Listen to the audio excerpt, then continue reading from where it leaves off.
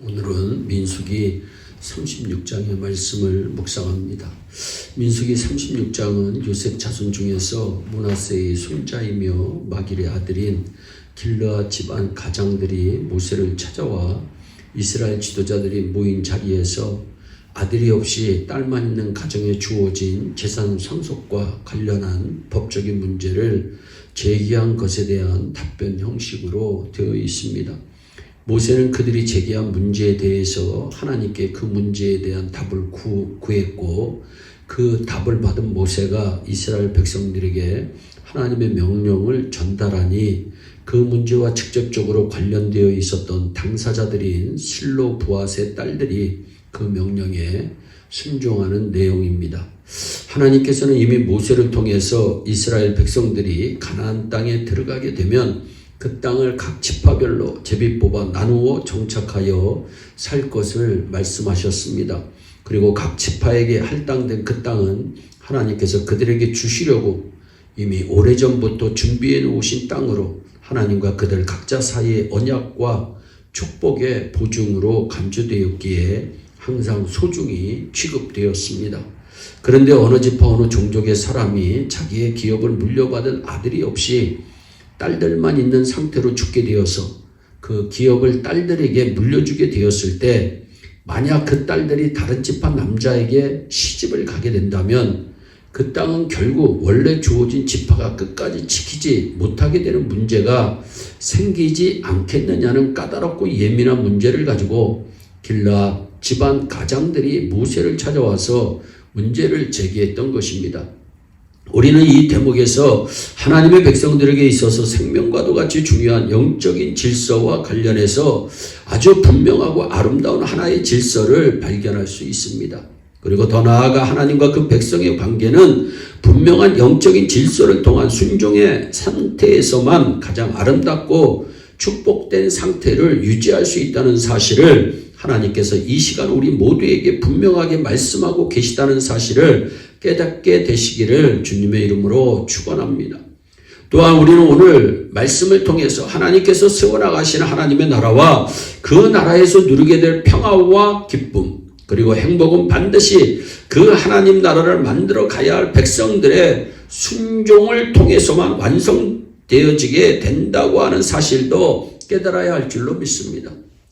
오늘 본문의 내용을 보면 이 여자 상속법의 당사자들인 슬로보앗의 딸들은 모세를 통해서 들려주신 하나님의 명령에 대해 어떤 이유도 제기하지 않고 무조건적으로 순종하고 있음을 발견할 수 있습니다.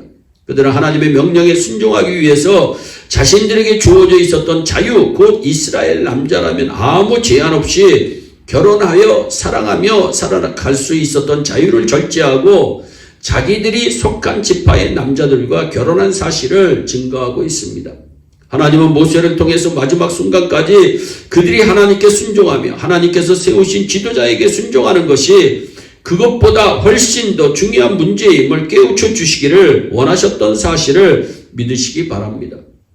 그래서 오늘 본문 말씀의 마지막 절인 13절 말씀은 민수기 전체의 결론적인 말씀으로서 이제까지 모세가 이스라엘 백성들을 이끌고 가데스 바네아를 출발해서 광야 40년의 세월을 지나서 요단강 건너편 모압 평지에 이르는 동안 수없이 말씀하셨던 모든 명령과 말씀들이 결코 자신의 인간적인 생각에서 나온 것이 아니라 하나님께서 자기들을 통해서 그들에게 말씀하시도록 주신 하나님의 명령들이었음을 분명하게 상기시킴으로써 이스라엘 백성들로 하여금 이제까지 자신을 통해서 들려주셨던 하나님의 명령에 순종해야 할 이유와 근거를 말씀하고 있는 것입니다.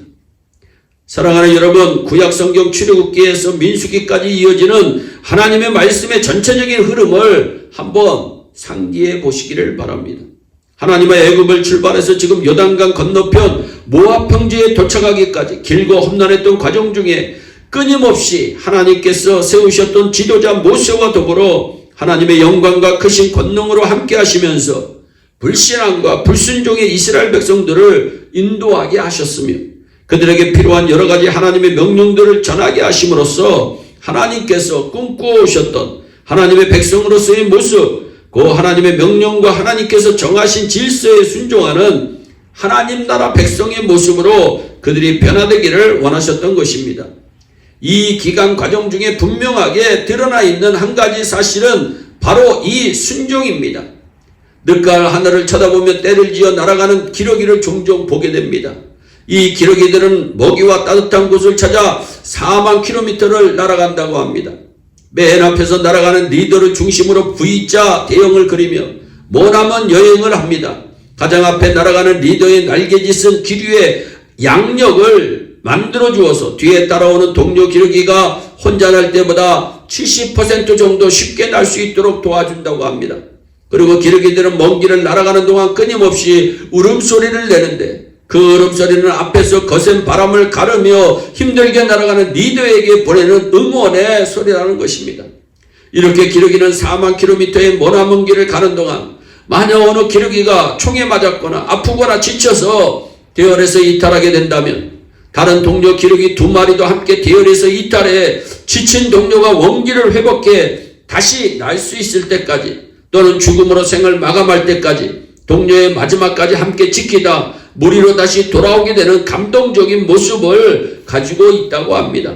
사랑하는 성도 여러분, 지금 우리는 마치 기러기 때처럼 아주 멀고 험한 길을 날아가고 있습니다.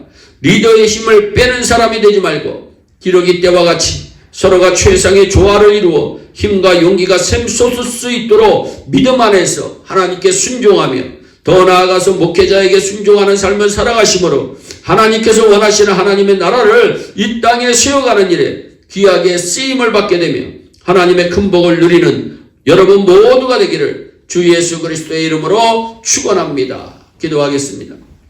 사랑의 하나님 참 감사합니다. 슬로바스의 딸들은 모세의 명령에 순종하는 아름다움을 보였습니다. 순종이 제사보다 낫다고 말씀하신 하나님의 말씀을 늘 묵상하는 우리 예일의 성도들이 되어서 하나님의 말씀에 순종해서 주님 오시는 그날까지 승리할 수 있도록 복의 몸을 내려 주시옵소서. 감사하고 예수님의 이름으로 기도하옵나이다. 아멘.